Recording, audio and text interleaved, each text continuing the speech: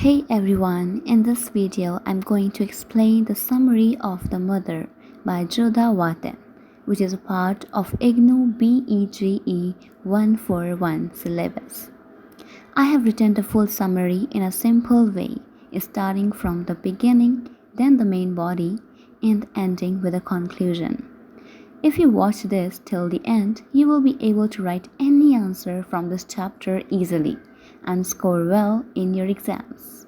So watch till the end. Best of luck. So let's begin. The Mother is a poignant short story written by Waten, an Australian author known for his writing on migrant experiences. The story is a touching and powerful account of a migrant mother's life, her struggles, sacrifices, and silent strength. Through the narrator's perspective, we are shown the quiet pain of a woman who gave up everything familiar to build a better life for her family in a new land. The short story focuses not just on migration but also on motherhood, identity, and the challenges of adapting to a new world while holding on to old values. It explored themes like identity, displacement, resilience, generational gaps, and the silent sacrifices of motherhood. So now let's come to the main body. This story begins by telling us about the narrator's mother who was living in a new, strange country and struggling to adjust to the life there.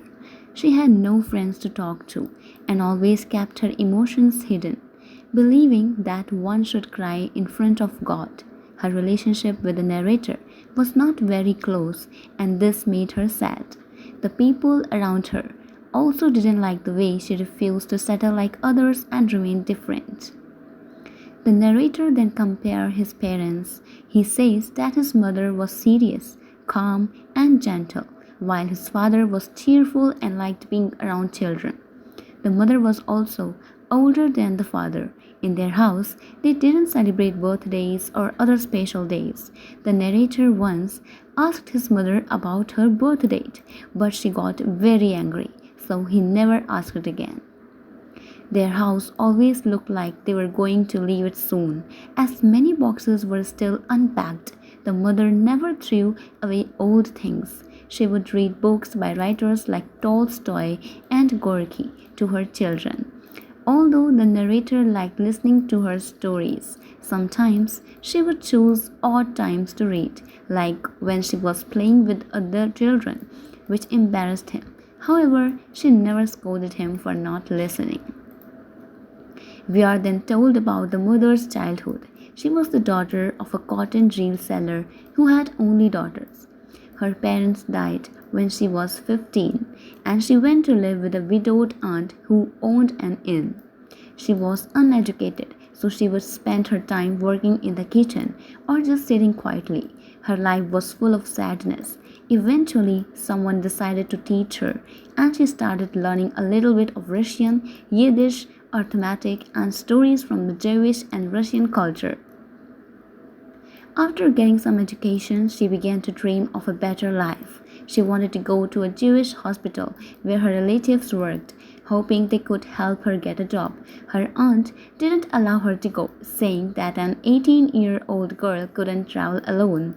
The mother lied about her age, saying she was 22, and her aunt finally agreed, thinking she would be relieved of the responsibility of getting her married. Now at the hospital, the work was hard and tiring. She had to wash clothes all day, but she found hope in reading nursing books. She passed all the exams and joined a medical mission that treated people suffering from cholera. She traveled to many districts, helping the sick, and found purpose in this work. In 1905, the medical mission ended, and she moved to the city to work as a private nurse for rich women. It was in one of these houses that she met the narrator's father. Back then, he wore stylish clothes and took her to music shows and dances, even though she didn't approve of his lifestyle. She was proud of how he looked, but soon she realized that he wasn't serious about life. He worked only when he needed money and often made enemies with his rude words. The mother then felt the only solution to improve their life was to move to another country. She thought of America, France, and Palestine, but finally chose Australia, hoping the relatives there would help. At first, the father didn't take her idea seriously, but in the end, he agreed. On the way, he had doubts, but as soon as they reached Australia, he was happy and excited. He met people like himself and saw a future in the new country. However, for the mother, things were not so pleasant. She wanted to return just a day after arriving. She disliked how people looked down on her as if they were doing her a favor by accepting her. This made her bitter and she never truly accepted the new country. She and the father also reacted differently to the Jews they met on the ship who tried to impress them. This increased her dislike for the place even more. As the children grew older and started school, the mother would still read them stories and tell them about her time in the medical mission. She believed that no matter how educated someone became, it was more important to have values and ideals. She wanted the children to aim high and have noble goals. The father often supported the narrator when the mother stopped him from playing, but he still respected her thoughts and was proud of her intelligence. The mother wanted her children to learn music, but they couldn't afford classes, so she would take them to relatives' house to listen to records. This made the children love music, and they started going to music stores to listen to songs. Sometimes the father had to wait for food because the mother was busy taking the children to music shops, but he never complained. He trusted her judgment. The mother and children became known in many music stores for requesting too many songs without buying anything. The staff got annoyed and eventually refused to play music for them. The mother even argued with the shop manager, but it didn't help. Soon they were banned from all shops until they could afford to buy something. Once they were even asked to leave a university by a professor. The mother told her children that people liked him pretend to be kind, but they secretly looked down on them. She said they would have to face struggle in this new land, just like they did back home. Now let's come to the conclusion. In the end, the mother shows us the quiet strength and sacrifices of a woman who gave everything for her children's future.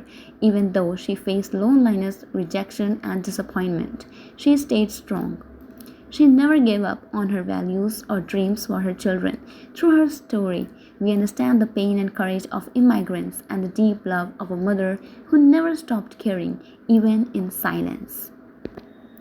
So friends, this was the story of a mother's struggle, sacrifice and silent strength. If you found this summary helpful, don't forget to like, share and subscribe to the channel. See you in the next video. Take care. Har Har Mahadev.